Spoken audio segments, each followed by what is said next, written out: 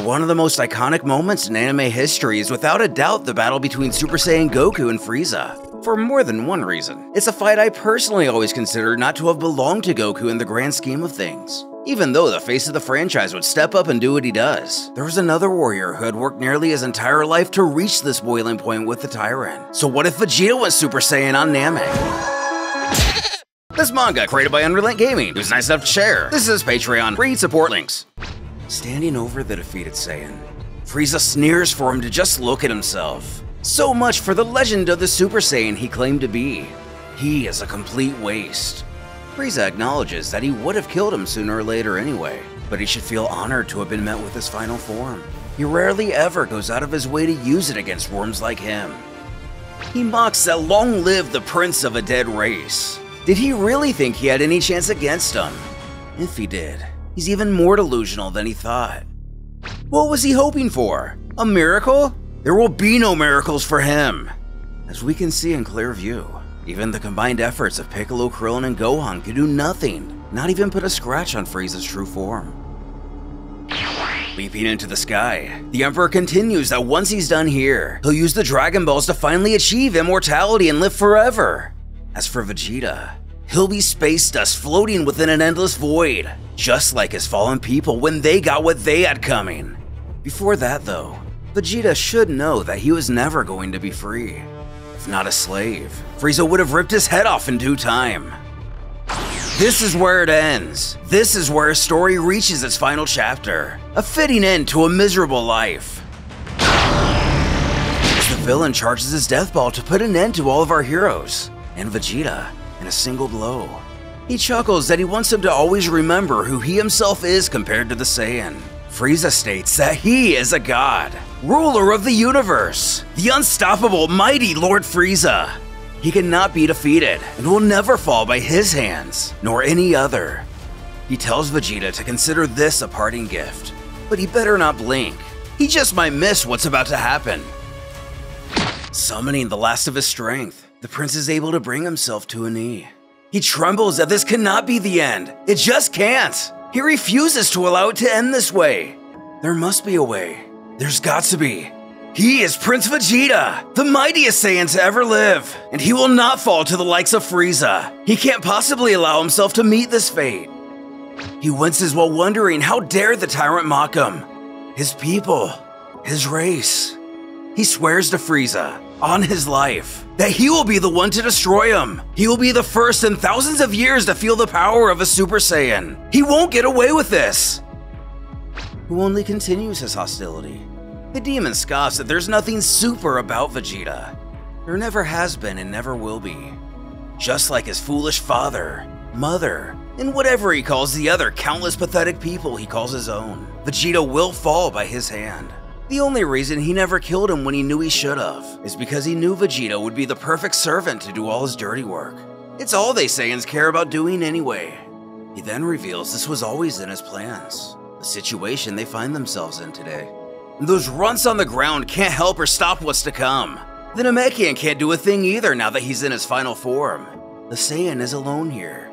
He's welcome to give King Vegeta his regards once he sees him again in hell. Today, the sweet prince dies alone without any aid. What an amazing end to such a tragic story. Now firmly on both feet with fury in his eyes, Vegeta scowls that Frieza took everything from him. His parents, his people, his life. He doesn't care who he is or what his title is. He won't quit. In honor of his people, his warrior race who lived on to become a great empire. Before he showed up, Vegeta vows to avenge them, every last one of them. This is his destiny, to be the one to end this nightmare and bring honor back to his fallen people. Fate has it that Frieza will die by him. And for taking everything he's ever known, to enslave him and use him for his power. He will never, ever allow him to get away with the horror the Emperor has brought upon him. Vegeta knows it's in his blood. He is the Saiyan of legend. He possesses the very power Frieza fears, the very power he destroyed everyone over, the very power that will be the final nail in his coffin. As the Saiyan's energy begins to violently swell, the massive vibrations in the air pass right through Frieza. He thinks to himself that it can't possibly be true. That story is only a myth. It's not real. With tears in his eyes. The prince growls that he is the last of a mighty race. The legacy of his people is on his shoulders to carry. He will not fail them. He will not fail himself. He will be the one to show the tyrant the true power, the ultimate power of a Super Saiyan. At last hitting its fever pitch, Gohan and Krillin are able to regain their composure to witness what's happening. Though confused, Krillin shouts that they have to get out of here while they still can. Something is happening with Vegeta. The explosion of power kicking up dust high into the air. Frieza is still in denial about what's going on. Where is he getting this power from? It can't be. He's just a monkey. That story is nothing but a stupid legend passed around by his stupid people. Abandoning his key attack, the Emperor instead opts to shield his eyes from the debris, left only to wonder what's going on down below. And it's exactly what he has feared. Vegeta states that he told him this is where the horror ends. He can't possibly destroy what he has become now. He must behold a power that hasn't been seen or felt in thousands of years. The power of the mightiest Saiyan warriors. The Golden Warrior of Legend. Focusing on his opponent's face, he asks what's wrong.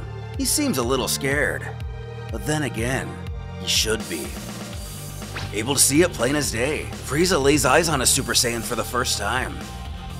And still in the healing tank, Goku too wonders what just happened. Vegeta's power! It now dwarfs Frieza's! He warns the tyrant that he's going to take the one thing he values more than anything else in this world. The thing that he has taken from his people and his family. His life. Stammering and stuttering, Frieza does his best to maintain his cool. He questions if he really thinks he's afraid of him. He is the mightiest being in all the universe. Super Saiyan or not, he will show him the true terror of Lord Frieza. This is where the Saiyan dies. Letting him land a clean shot to his face. It does nothing to the newly transformed warrior. He hisses that before he dies, he's going to make sure Frieza goes before him in the most brutal and ruthless way possible. After laying into him, the Saiyan asks if he still thinks he's bluffing. Can he feel that? That's the difference between the two of them now. The gap has closed and even gone the other way. Frieza has had this coming since Vegeta was a child.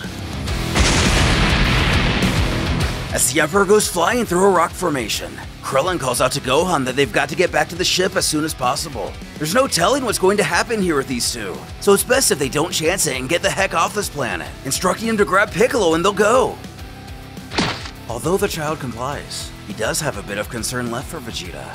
What if he needs their help if Frieza somehow gets the better of him? He may need them in the long run. Who overhears his chatter? He barks that he doesn't need their help to finish him off, so there's no reason for him to stick around. They better get out of here before he finishes them off with them. Which pretty much settles it. The young Saiyan figures if they have no choice, it's better to leave. Battered but not finished, Frieza comes roaring back that he's going to end Vegeta. One lucky shot and a fluke transformation doesn't change anything. Squaring off, the prince can't help but comment that his foe doesn't seem to boast the same attitude as he did a few minutes ago, and he thinks he knows why. It's because he knows it's over. Little by little, he's beginning to realize that he has absolutely no chance in stopping him. Absolutely none! Because if he did, then he'd be the one in control.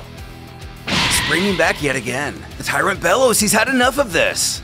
It's time he put an end to the last remaining monkey of defiance for good. He and his race were nothing more to him than slaves. Roaches that were inevitably going to be squashed. Dodging his punch, Vegeta calmly says, "No, Frieza. He himself will not be the one who falls on this day, but instead,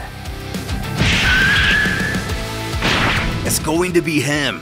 Does he feel that? That was for ripping him away from his destiny. That was for his father and his people. This is the power that he feared so much, and this will be the last thing he sees before being sent straight to hell." But he's not going to kill him that quickly. No, he has other plans for him. He's going to tear him apart with his bare hands first, before blasting whatever remains of his body into millions of pieces. So then, shall they continue?